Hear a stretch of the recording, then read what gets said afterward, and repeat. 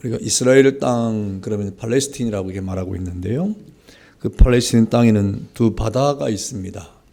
사실 그것은 호수인데 이스라엘 사람들은 그것을 바다라고 부르죠. 그 하나가 갈릴리 바다고 또 하나가 사해입니다. 이 갈릴리 바다나 사해는 똑같이 요단강에서 그 물을 받아서 이렇게 이루어진 그런 곳인데 위에 있는 갈릴리 바다는 북쪽에 있는 헬몬산에서 눈이 녹아서 그 물이 요단강에 유입이 되고 그리고 갈릴리 호수에 채워지게 되는 것이죠.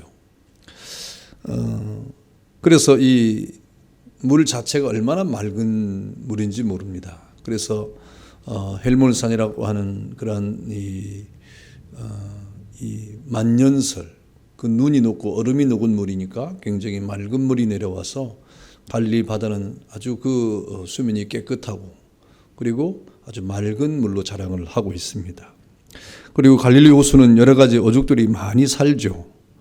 그래서 늘 어부들의 그 즐거운 노래소리가 어부가가 울려 퍼지는 그런 곳이고 또 그물을 던져서 잡는 고기로 생계를 유지하게 됩니다. 그리고 또 갈릴리 호수 주변에는 그 물 때문에 논밭이 아주 기름지죠. 그래서 이렇게 이 갈릴리 호수 주변에는 논밭을 경작해서 곡식들이 아주 풍성하게 수확이 되는 그 물 때문에 그 주변과 갈릴리 바다가 아주 풍부한 그러한 삶을 살아가게 됩니다. 이렇기 때문에 갈릴리 호수는 호수 안에서도 생명이 약동하고 호수 밖에서도 생명이 약진하는 그야말로 안팎으로 오곡백과가 무르익는 가운데 풍성을 누리는 아주 천혜의 그런 곡창지대요. 또 풍성한 어족자원이 풍성한 그런 곳이죠. 반면에 똑같은 요단강물을 받았지만 이 갈릴리 호수를 통해서 물이 흘러 들어가는 곳이 사해인데 이 사해는 그 속에 어족이 하나도 없습니다. 물고기도 하나도 없고 주변 땅도 메마르고 나무도 없고 뭐 아주 삭막하죠. 그래서 사해 주변은 이렇게 뭔가 그 푸르름이 없는 그런 땅이 되고 말았습니다. 이렇게 갈릴리 바다와 이 사해의 풍경은 너무나도 다르지요. 그것은 바로 이 사해라고 하는 이 바다가 요단강물을 받고 그 다음에 하나도 그 물을 내놓지 않는 이유 때문에 물이 자꾸 받기만 하고 밖으로 물을 내보내지 않는 이 사실 때문에 물이 증발하고 또 그 물 속에는 그런 결과 염분이 아주 많이 이렇게 함유되어 있기 때문에 그 자체가 그 어떤 생물도 살 수 없는 그런 바다가 되었다고 하는 것입니다. 보통 바다의 염분이 5% 내지 이렇게 된다고 하지 않습니까? 그래서 우리가 바닷가에 가서 한번 이 바닷물을 한번 잘못 들여 마시면 그 5%인데도 얼마나 짠지 모릅니다. 입안이 짜고 온몸이 짜고 그래서 막 입맛도 떨어지고 이 5%인데도 그래요. 근데 이 사해는 그것보다 5배나 더 염분이 많다고 합니다. 그럼 25%죠. 그러니까 그 물이 얼마나 짜겠습니까? 물론 요즘에는 사해에 어떤 그 소금 그걸로 이제 비누도 만들고 상품성 있는 것이 개발이 되지만 전혀 생명에는 아무런 효과가 없는 그런 물이 됐죠. 그런 염분과 광물이 너무 많아서 그 물을 가지고 농사를 짓는 데 사용할 수도 없고 나무도 자랄 수 없기 때문에 완전히 죽은 바다가 되었다고 하는 그런 이유 때문에 이름을 사해라 이렇게 붙여지게 된 겁니다. 여러분 갈릴리 호수는 요단강을 받아들이는 것만큼 자꾸 물을 내놓는 것 때문에 살아있는 것이 되는 것이고 또 이 생동하는 그런 생명이 넘쳤지만 그러나 사해는 물을 받아들이기만 하고 내놓는 것이 없으니까 물 자체가 죽은 것이 되었다. 이런 지형적인 여러 설명과 이런 여건들이 우리에게 시사하는 바가 얼마나 큽니까? 우리 신앙생활도 이와 똑같은 것입니다. 내가 모든 것을 갖고 또 자신만이 소유하려고 하는 욕망과 욕심으로 가득 찬 우리 마음이라고 하는 것은 도무지 생명력이 없을 수밖에 없는 그런 마음이 되는 것이죠. 우리 영적으로 생동하는 생명력은 여러분 우리가 무엇을 하나님 앞에 받았다고 하면 그것을 아낌없이 내어줄 때 이렇게 우리가 받은 것만큼 또 하나님의 은혜로 이 땅을 향하여 또 믿음으로 이 땅을 살아갈 때 바로 우리 마음은 생명력이 있고 생동하는 그런 마음이 된다고 하는 것입니다.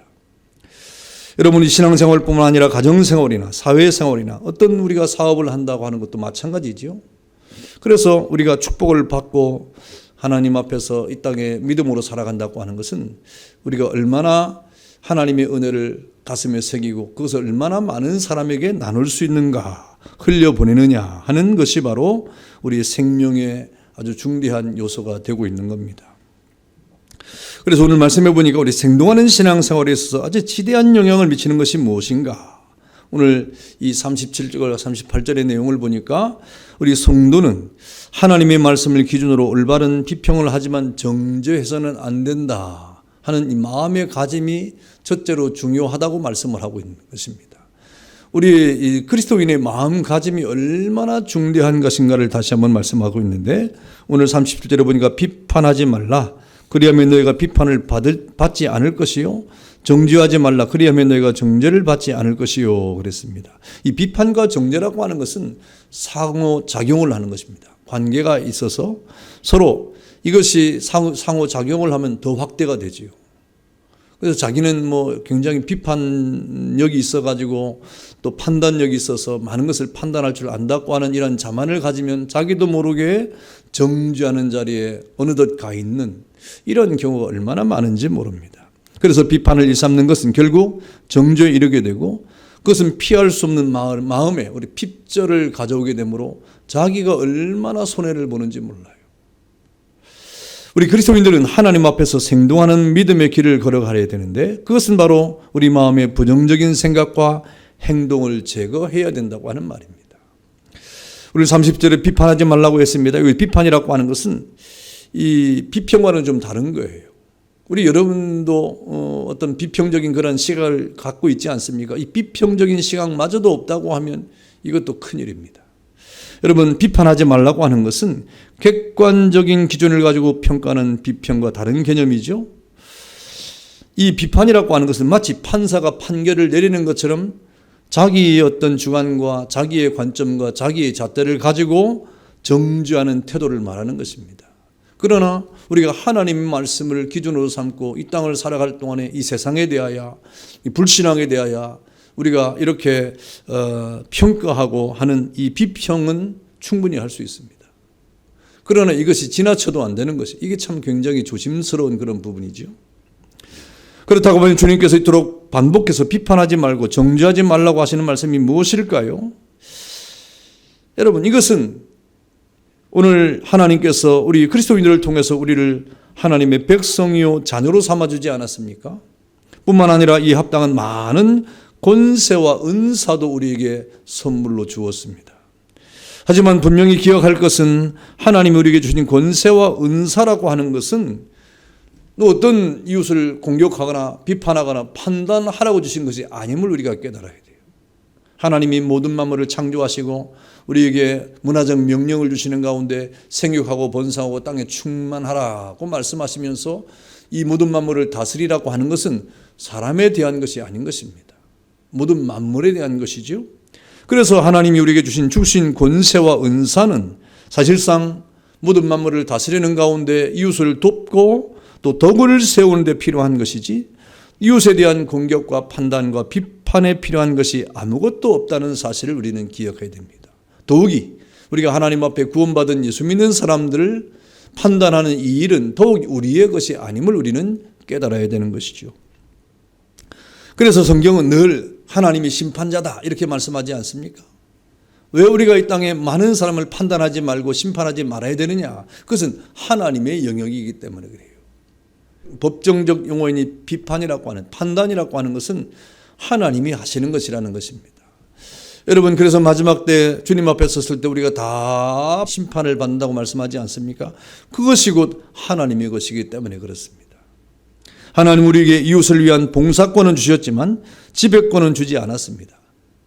그래서 결코 우리는 지배자로서 이 땅을 살아가는 자가 아니고 또 우리가 판단자로 살아가는 것이 아니라는 것이죠. 그것은 오직 하나님께만 있는 만유의 통치자이시기 때문에 하나님께만 있는 고유한 권한이 되는 겁니다. 뿐 아니라 우리에게 사랑의 은사와 영을 분별하는 은사는 주셨지만 이웃을 정죄하고 판단하는 은사는 결코 주지 않았기 때문에 우리는 오직 하나님만이 우리의 재판장이심을 우리가 굳게 믿고 이 땅을 살아가는 그런 성도의 어떤 올바른 이러한 우리의 태도를 가져야 된다고 하는 말씀을 하시죠. 그래서 이것이 선행되지 않으면 우리의 믿음이 생동감 있는 믿음의 생활을 할 수가 없는 거예요.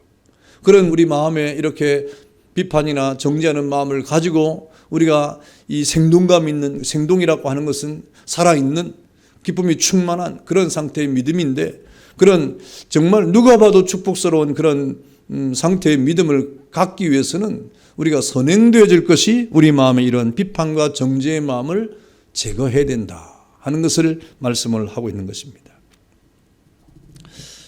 여러분, 그래서 성경은 유다서 1장 9절에 보니까 모세가 죽을 때 그 시체 앞에서 이 천사장 미가엘도 마귀와 변론하면서 판결을 하지 아니했다, 하나님께 맡겼다, 그런 기록을 하고 있지 않습니까? 모세가 얼마나 위대한 존재입니까? 그럼에도 불구하고 모세에 대한 판단은 그가 하지 않았다는 것은 하나님께 모든 것을 맡겼다고 하는 것을 말하는 겁니다. 그러므로 여러분, 결코 이웃을 쉽사리 정죄하거나 판단하려 하지 않는 것이 우리의 기본적인 마음의 상태요, 양심의 상태인 것이죠. 이웃을 판단하고 정죄하는 것은 권리 남용에 해당되는 것입니다. 또 하나님이 하실 일을 우리가 도용하는 것과 같은 것이죠. 이것은 결코 우리에게 허락된 것은 아닌 것입니다. 인간이 만든 법에도 권리 없는 자의 행위는 무효라고 규정하고 있습니다. 권리 없는 자가 아무리 어떤 것을 판단해도 그건 무효예요. 여러분이 다른 사람이 저 사람은 죄인이니까 한 10년은 감옥에 가야 돼, 여러분 말이 무슨 효과가 있겠어요? 심정적으로 여러분 마음은 시원할지 모르지만 결국 여러분의 말은 아무 소용도 없습니다. 그저 말일 뿐이지요. 그 모든 판단은 판사가 하는 것 아닙니까? 판사의 결정이 있을 때 그것이 법적으로 효력이 있는 것처럼 우리가 어떤 말을 해도 그것은 무효하다 이 말이죠. 하나님만이 하시는 것이라 하는 것입니다. 그러냐 하면 하나님께서 우리에게 주시지도 않은 권리로 이웃을 정죄하는 것은 사람에게 무서운 징벌을 내린 것과 동시에 우리 마음도 징벌적 요소에 해당되는 거예요. 다른 사람을 정죄하는 것은 다른 사람을 정죄하는 것 같지만 사실은 우리 스스로 정죄를 받는 것과 같은 것이다. 그러니까 굉장히 조심해야 된다고 하는 것을 말씀을 하고 있는 것입니다. 여러분, 언제나 말씀을 굳게 우리가 판단하는 가운데 그 말씀에 굳게 서서 이 세상을 올바로 비평을 할 수 있어야 돼. 이웃을 정죄하는 자가 되지 않도록 늘 우리가 조심해야 된다고 말씀하고 있습니다. 그래서 쉽사리 우리가 어떤 것을 판단할 수는 없는 거예요. 거기에 우리가 비판을 할 수 있는 것도 아닌 것입니다. 우리가 해야 될 것은 무엇입니까? 우리가 하나님의 말씀 앞에 자신을 늘 하나님 앞에 부족한 사람으로 여김과 동시에 모든 사람을 향하여 안타까운 심령으로 기도하는 자세가 필요한 거예요. 그래서 기도하는 자세가 필요하고 많은 사람의 하나님의 은혜로 많은 사람들을 의로운 대로 돌아오게 하는 그러한 하나님 앞에서 우리의 복음 전파의 사명이야말로 하나님 앞에서 칭찬 들을 만한 것이다. 그래서 마지막 날에 별과 같이 많은 사람을 돌아오게 하는 자는 하나님 앞에 복을 받는 자라고 말씀하고 있지 않습니까? 그러니 우리가 이 땅을 살아갈 동안에 생동감 있는 정말 감사가 넘치고 하나님 앞에 기쁨이 충만한 신앙의 삶을 살아가려고 하면 우선 우리 마음이 어떤 상태가 되어야 되느냐? 우리 마음이 하나님 앞에서 이렇게 정죄하는 마음으로 우리 스스로가 판단을 받는 그런 마음을 제거해야 된다고 말씀하고 있는 것입니다. 그리고 또 우리를 말씀해 보니까 신령한 생명을 나누어 줄 때 생동감이 넘치는 거예요. 주라 그랬습니다. 우리가 줄 수 있는 게 무엇입니까? 여러분이 줄 수 있는 게 뭐가 있겠어요? 가지고 있는 것을 줘야죠. 가지고 있는 거. 여러분, 모든 사람이 가지고 있는 것은 다 다릅니다. 다 달라요. 그러나 공통적으로 우리 예수 믿는 사람이 가지고 있는 것이 있는데 그것이 뭡니까? 우리가 하나님 앞에 받은 구원이라고 하는 거예요. 예수 그리스도의 십자가의 은혜라고 하는 거예요. 정말 예수님 앞에서 구원받은 사람이라고 하면 이것은 누구나 다 가지고 있는 겁니다. 남녀노소 누구에게나 다 그리스도의 사랑과 하나님의 은혜가 우리 예수 믿는 사람에게 있지 않습니까? 이것을 우리는 공통적으로 줄 수 있는 것입니다. 그리고 하나님이 특별히 우리에게 주신 건강이나 지혜나 또 물질이나 여러 가지 하나님이 우리에게 준 것이 있다고 하면 그것을 각자가 우리가 주는 것이 얼마나 중대한 것입니까? 우리 예수 믿는 사람들은 예수 그리스도를 구주로 모시고 중생한 체험과 성령 충만을 받은 체험을 가지고 있는 사람들인 것입니다. 우리에게 있는 그것을 다른 사람에게 끊임없이 나누어 주면 여러분 어떤 상태가 되겠습니까? 저 갈릴리 바다처럼 맑고 또 순전하고 또 깨끗한 영을 가지고 하나님 앞에서 생동감이 넘치는 삶을 살지 않겠습니까? 그 갈릴리 바다가 받아들인 만큼 내어놓으니까 그 바다에 얼마나 풍부한 어족 자원과 그 주변 자체의 땅도 얼마나 풍성해서 그 주위에 살고 있는 사람이 다 풍년 대가를 부르면서 그렇게 즐거운 노래로 그 삶을 살아가는 것처럼 여러분이 하나님의 은혜를 받고 받은 것만큼 나누어 줄 줄 안다고 하면 여러분과 여러분 주위에 있는 많은 사람들이 여러분을 통하여 기뻐하고 즐거워하는 함께 더불어 하나님 앞에 영광을 돌리는 삶을 살지 않겠습니까? 그러니까 우리 예수 믿는 사람들은 나누어 주는, 여러분의 신령한 생명을 나누어 줄 때 생동감이 있는 믿음의 삶을 살아갈 수가 있게 되는 것입니다. 우리 사람들은 그렇지 않죠. 여러분, 성경은 늘 우리에게 교훈하는 것이 무엇입니까? 하나님의 생각이 무엇인가, 또 사람의 생각이 무엇인가 하는 이러한 이 명제 앞에서 늘 사람의 생각이 얼마나 우리를 이렇게 붙잡고 있는가를 성경이 말씀하고 있는 거예요. 그래서 우리 이 땅을 살아갈 동안 이 사람의 생각이 우리 마음을 붙잡고 우리의 행동을 붙잡고 우리의 마음을 붙잡아서 하나님에 대한 생각을 하지 못하도록, 하나님에 대한 그 합당한 생각을 하지 못하도록 하는 것이 사탄의 계략 아니겠습니까? 그래서 넘어지고, 그래서 교만하고, 그래서 실패하고, 그래서 죄를 짓는 것이죠. 여러분, 그러나 우리는 끊임없이 부단히 이러한 잘못된 인간적인 생각과 판단과 그 모든 사고를 깨치고 하나님의 생각이 무엇인가를 끊임없이 쫓아가고 그 말씀 앞에 서야 되는 겁니다. 그래서 사람들의 생각은 뭐냐면 우리가 가지고 있는 무언가를 내놓으면 우리가 손해본다고 생각해요. 뭔가 나누어주면 내가 손해보는데, 내가 뭘 주려고 하면 이건 내가 어떻게 얻은 건데, 그 영적인 것도 마찬가지. 내가 이걸 얼마나 기도해서 내가 얻은 건데, 내가 성경을 얼마나 읽으면서 이걸 내가 깨달은 건데, 뭔가 자기의 노력 때문에 이것을 얻은 것처럼, 그래서 그것이 아까운 거, 주려고 하니까 아까운 거예요. 주려고 하니까. 뭔가 나눠주려고 하니까 이게 자기 얼마나 내가 수고해서 이것을 얻은 것인데, 뭐 이런 것들이 있어요. 마치 어떤 아주 비법을 가지고 있는 음식점에서 그걸 이렇게 공개하는 것이 그 얼마나 손해가 있겠습니까? 공개를 하지 않으려고 하는 것처럼 내게 있는 것을 이렇게 내놓지 않으려고 하는, 뭔가 나눠주려고 않으려고 하는 인간적인 마음들이 우리를 사로잡을 때가 많이 있는 것입니다. 여러분, 그러나 우리의 생각과 마음을 누가 사로잡아야 됩니까? 하나님이 사로잡아야 돼요. 하나님의 말씀이 우리를 사로잡아야 돼요. 그래야 우리는 이 모든 것에서 자유로울 수가 있는 것입니다. 여러분, 하나님의 백성들이 언제 생동감이 있고 언제 내가 살아있다고 느끼는 것입니까? 언제 풍성한 은혜 가운데 과연 내가 예수 믿는 사람이구나 하는 그런 기쁨이 충만하게 되는 것입니까? 우리에게 있는, 내게 있는 하나님의 은혜와 그 자비의 원증을 나누어 줄 때 그렇게 느끼는 거예요.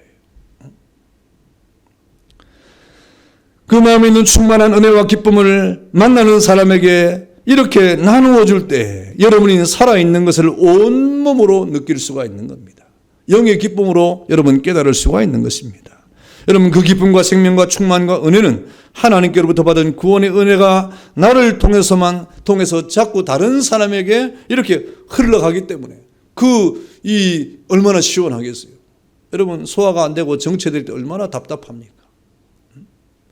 뭔가 우리가 신진대사가 안 일어날 때 얼마나 답답합니까? 먹는 건 자꾸 먹는데 자꾸 배설을 안 하면 죽는 거예요. 사회까지 안 가도. 여러분, 경험을 한번 해보실랍니까? 죽는 거예요. 먹은 만큼 더 많은 것을 우리가 내보내야, 신진사가 원활히 돼야 여러분 사는 겁니다. 여러분이 기쁘고 은혜가 넘치는 가운데 여러분의 입에서 나오는 찬송과 감사와 더불어 여러분의 삶을 통해서 하나님의 은총을 나누어주는 이러한 일이 계속될 때 여러분은 영적으로 충만해가지고 예배가 기다려지고 우리의 모임이 기다려지고 기도하는 것이 좋고 뭔가 영적인 충만함을 통해서 이렇게 하나님의 은총이 넘치게 되는 겁니다. 그래서 우리가 하나님의 은혜 가운데 억지로가 안 내고 자원하는 심령이 그렇게 되는 거예요. 그러면 언제 그 생명력을 잃어버립니까? 우리가 영적인 나태함이나 게으름이 있을 때. 그 영적인 나태함이나 게으름은 순간입니다. 뭐 사실 순간이지 않습니까? 기도를 해야 되는데 오늘만 좀 내가 좀 쉬자. 뭐 이러면 순간적으로 우리 마음을 딱 그렇게 접을 때 그때부터 나태함이 시작하는 거예요. 예배도 마찬가지고 기도도 마찬가지입니다. 뭐 어찌할 수 없는 인간의 인역 때문에 뭐 시간이 지나가고 뭐 이러면 뭐 좀 차원이 다르지만 우리가 충분히 하나님 앞에서 마음을 다하고 우리의 성품과 뜻을 다해서 예배와 기도와 감사와 모든 신앙의 삶을 우리가 충분히 할 수 있음에도 아예 우리 마음이 그렇게 잠깐의 그 순간에 우리의 판단과 우리의 결정이 그렇게 된다고 하는 것은 이미 그는 영적인 게으름에 빠진 것이지요. 여러분, 그래서 이런 영적인 게으름은 우리 영적인 침체로 이어지게 되는 것이고 그 결과 우리 마음에 생동하는 믿음이 사라지게 되는 것입니다. 그러면 여러분, 교회 와서도 자꾸 잠만 오고 앉아있으면 뭐 딴 생각만 나고 또 앉아있긴 하는데 뭐 이렇게 집중이 안 되고 뭐 그렇게 되는 거죠. 결국 이렇게 우리는 생동하는 신앙을 잃어버리는 그런 결과를 가져오게 되는 것입니다. 그러므로 이와 같이 내가 구원의 복음 속에 항상 즐거움이 넘치는 우리 삶 속에서 성령이 충만한 삶을 끊임없이 살아가기 위해서는 우리의 축복의 모든 내용들을 흘러보내는, 많은 사람에게 나누어주는, 우리의 생명의 은총을 나누어주는 그런 은혜가 있어야 되는 것입니다. 그래서 오늘 말씀이 주라 그리하면 돌려줄 것이니 곧 후이되어 눌러 흔들어 넘치게 해서 안겨줄 것이다 그랬습니다. 여러분, 우리 예수 믿는 사람이 가장 외적으로 이렇게 표현될 수 있는 것이 무엇입니까? 기쁨이에요. 그래서 성경은 우리 예수 믿는 사람을 향하여 기뻐하라고 말하는 거예요. 내가 예수 믿는 사람으로서의 가장 외적인 그 긍정적인 표현이 기쁨 아니겠습니까? 저 사람 왜 이렇게 기뻐하지? 저 사람 뭐가 이렇게 뭐 맨날 웃는 얼굴이야? 저 사람 왜 이렇게 실실 웃어? 왜 이렇게 웃겼어요? 뭔가 기분 좋은 일이 있어서 웃는 건 아니겠습니까? 저 사람 왜 이렇게 맨날 찡그려? 왜 맨날 이렇게 얼굴이 찌푸려져 있어? 이러면 뭔가 그 마음에 찌푸릴 만한 이유가 있는 것 아닙니까? 예수 믿는 사람이 가장 외적으로 표현하는 가장 이 첫 번째 이 어떤 마음의 이 어떤 외모적 이 모습은 기쁨이라고 하는 것입니다. 여러분, 그래서 성경은 항상 기뻐하라고 하는 말은 너희 마음에 생동감 있는 신앙을 가지라고 하는 말과 같은 것입니다. 이런 것은 바로 내가 가진 신령한 은혜와 신령한 생명을 다른 사람에게 계속 나누어 줄 때 내 속에 있는 살아있는 신실한 생명의 역사가 움직이는 가운데 우리 기쁨이 우리의 몸으로 표현되는 것입니다. 여러분, 이러한 신령한 생명의 역사가 계속해서 여러분 속에서 움직여서 많은 사람에게 여러분이 가지고 있는 그 생명을 나누어 줌으로 생동감 있는 신앙의 삶을 살아가는 그런 은혜가 있기를 축원합니다. 또 오늘 생동감 있는 신앙의 결과는 무엇입니까? 우리가 단순히 베푸는 거, 이거는 자선이 아니에요. 우리가 주라고 성경이 말씀하고 있고 우리 받은 은혜를 나누어 주라고 하는 이런 모든 말씀은 단순한 자선의 의미가 아닙니다. 내게 있는 것이니까 나누어 주자, 뭐 불우이웃돕기를 하는 것이나 없는 사람에게 나누어 주는 그런 어떤 자선의 어떤 형태가 아니라 오늘 성경은 우리에게 말할 때 이것을 하나님께 드리는 제사라고 말하는 겁니다. 여러분이 가지고 있는 것을 많은 사람에게 나누어 주는 것은 하나님이 어떻게 판단하시느냐, 우리가 드리는 산 제사라고 말씀을 하고 있는 겁니다. 38절에 주라 그리하면 너에게 줄 것이니 곧 후히 되어 누르고 흔들어 넘치도록 하여 너에게 안겨주리라 그랬습니다. 이 말씀은 예수님께서 이 신약시대도 그렇고 뭐 어디든지 마찬가지인 것 같아요. 우리나라도 옛날에 다 그랬습니다. 이 곡물시장에서 흔히 볼 수 있는 매매 장면을 말씀하신 것인데 이 남에게 관용을 베푸는 자가 하나님 앞에 상급을 받을 것임을 말씀하고 있지 않습니까? 그래서 당시에 유대인들은 곡물 거래를 할 때 뭐 깎거나 또 이렇게 분량을 속여 파는 것이 뭐 많았던 모양이에요. 이에 비해서 하나님께서는 곡물을 듬뿍 담을 뿐 아니라 그것을 흔들어서 다져서 넘칠 만큼 해서 안겨주신다 하는 하나님의 은혜에 대한 생생한 표현을 하고 있는 겁니다. 그래서 옛날에 우리 쌀 가게 하는 분들이 돈을 많이 벌었어요. 그래서 쌀 한 말 주세요. 한 말을 수북히 담아주는데 집에 가서 대보면 이 10대가 아니고 9대 정도 되는. 이게 참 그런 일들이 참 많았어요. 여러분, 우리는 단지 이러한 하나님의 상급을 바라고 이웃에게 주고 베풀어야 하는 존재입니까? 물론 우리가 하나님 앞에서 이렇게 정직하게 살아가는 것 당연한 것이죠. 그리고 우리가 이렇게 정직하게 하나님 앞에서 일상생활하는 것도 당연한 것입니다. 그렇다고 우리가 이렇게 하나님 앞에서 하는 모든 것들이 상급만을 바라고 하는 그런 베품인가? 그 정도인가? 그렇지 않습니다. 만일 이러한 상급이 없다면 다른 사람에게 주고 베푸는 일은 아무런 의미가 없다 이 말입니까? 우리가 그렇게 살아도 하나님이 상급이 없다고 하면 그러면 그렇게 안 살 겁니까? 그런 것도 아니잖아요. 성경은 서로 나 주기를 잊지 말라 이같이 제사는 하나님이 기뻐하시니라 그랬어요. 히브리서 13장 16절에 보니까 우리가 많은 사람에게 무엇을 나누어 주는 것, 무엇인가 베푸는 것, 이것은 단지 우리가 주는 것으로만 기쁨을 삼는 것이 아니라 이것은 하나님이 기뻐하시는 제사다. 그 모든 행위를 하나님이 제사로 보고 있다 이 말입니다. 산 제사로 보고 있다 이 말입니다. 그것이 하나님께 드리는 제사로 하나님께서 인정하신다는 것입니다. 즉 어려운 이웃에게 우리가 가진 것들을 나누어주고 베푸는 일은 소나 양을 잡아드리는 제사와 같이 하나님이 기뻐 받으시는 제사라고 말씀을 하고 있는 겁니다. 여러분, 이웃에게 베푸는 일은 하나님께 드리는 제사, 예배라고 하는 말이죠. 이렇게 이웃을 생각하고 영적인 것이나 나에게 있는 것을 나누는 것을 제사라고 하나님이 이렇게 인정하고 판단하고 있다는 것을 우리는 가슴 깊이 새겨야 되는 것입니다. 그래서 우리가 이렇게 단순하게 뭐 나눠주고 베푸는 이런 것이 일반적인 우리의 어떤 자선의 개념일 수만은 없다고 하는 것입니다. 여러분, 이런 일이 우리 삶에 일어날 때 생동감이 넘치는 믿음이 될 수 있다는 거예요. 하나님이 이것을 제사로 우리의 모든 행위를 승화시켰으니까 결국 이런 것들이 우리의 믿음의 생동감을 더해준다는 것입니다. 여기에 베푸는 일에 중요성이 있는 겁니다. 많은 성도들이 예배라고 하면 단지 우리가 교회 안에서 드리는 예배만을 생각하는데 그렇지 않고 오늘 성경에 보니까 우리가 정해진 모든 삶을 통하여 하나님을 예배할 수 있다고 말씀하고 있는 거예요. 이렇게 우리가 제의적 예배도 우리 하나님 앞에 드리는 마땅한 예배지만 여러분의 삶 자체도 하나님이 예배로 받으신다 하는 것을 말씀을 하고 있는 것입니다. 이런 것을 보면 하나님이 우리에게 얼마나 우리에게 제한된 분이 아니라 넓고 큰 분이라는 것을 알 수가 있어요. 과거 어느 때나 그랬던 것처럼 오늘날에도 우리 하나님은 당신의 백성들이 어디서나 무엇을 하든지 함께 하시고 그들이 행하는 아름다운 행위를 제물로 받으시기를 기뻐하시는 분이시다. 여러분, 그래서 우리가 교회에 와서 예배 드리는 것과 여러분이 이 땅에 나가서 삶을 살아가는 것이 여러분 이중적이면 안 되는 거예요.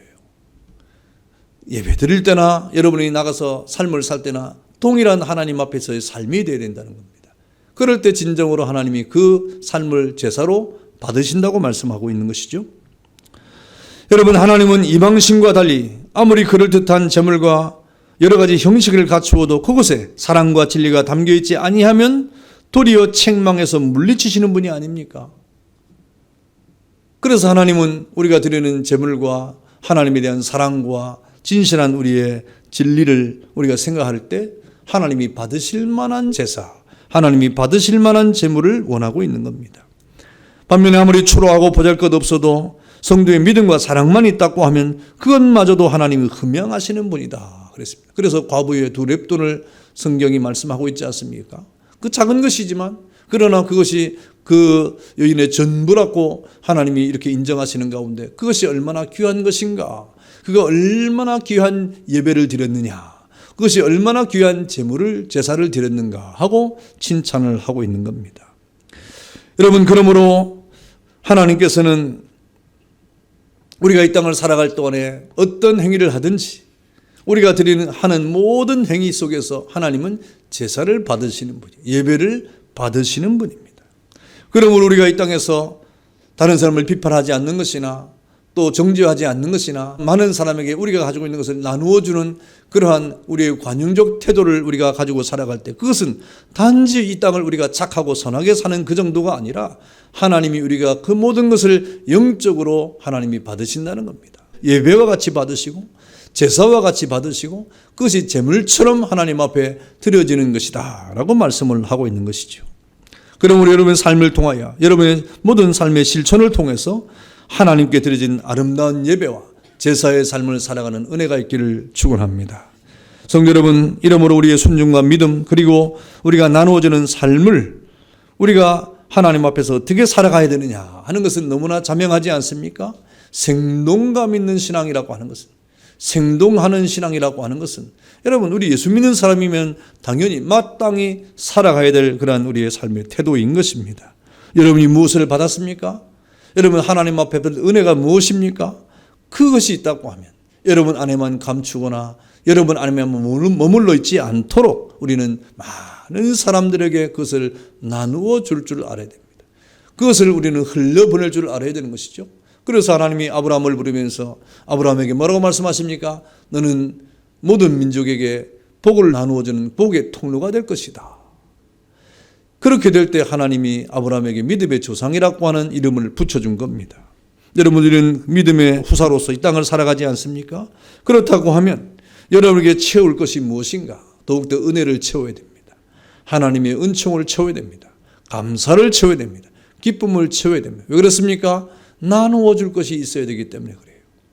나누어 줄 것이 없으면 무엇으로 많은 사람에게 여러분의 그 믿음을 나누어 줄 것입니까? 그럼 우리는 채우고 또 나눠줌을 통해서 하나님의 거룩한 은혜 속에 생동하는 그런 믿음으로 여러분이 이 땅에 거룩한 하나님의 백성으로 살아가는 그런 은혜가 있기를 주의 이름으로 축원합니다.